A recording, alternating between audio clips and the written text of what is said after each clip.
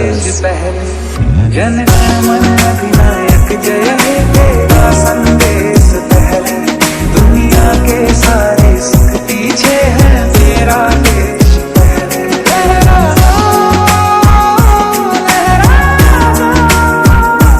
सरकशी का परचम लहरा दो, गर्दिश में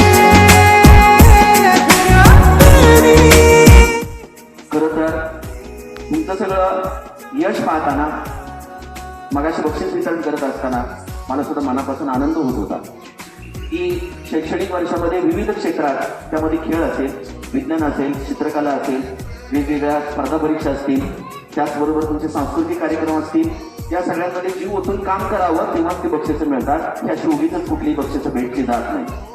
स्थानिक पातळीपासून राज्य पातळीपर्यंत बक्षिसं मिळवत असताना त्याच्या मागे प्रचंड नियोजन असतं, अतिशय बारकाईने विचार असतो.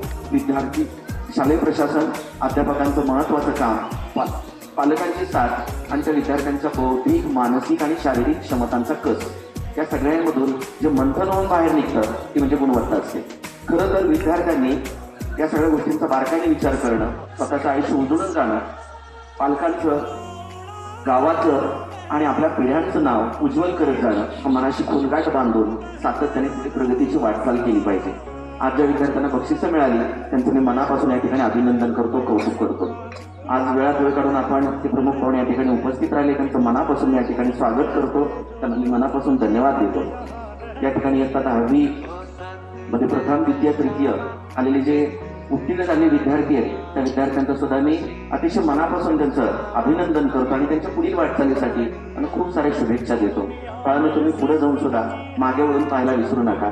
कारण कसं असतं, आयुष्यामध्ये सिंहावलोकन करणं फार महत्वाचं आहे. पुढे गेल्यानंतर मागे आपल्याला ज्यांनी साथ दिली तर प्रत्येकाचे उपकार कृतज्ञ राहूनच आपण फेडायचे असतात. मग आपल्यासाठी झिजणारा छोटासा प्रत्यक्ष, अप्रत्यक्ष हात देणारा, मानसिक बळ देणारा कुठलाही आधार असेल तर प्रत्येकाचं ऋण फेडणं हे आपलं प्रत्येकाचं काम. कृतज्ञ होणं म्हणजे केलेले उपकार विसरणं आणि कृतज्ञ होणं म्हणजे केलेल्या उपकारांच्या आयुष्यभर जाणीव ठेवणं.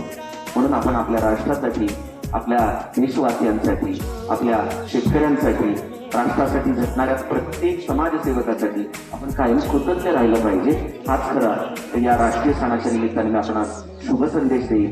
मला या ठिकाणी आपण बोलवलं, सन्मानित केलं. शालेय प्रशासनाचे मी मनापासून या ठिकाणी आभार व्यक्त करतो.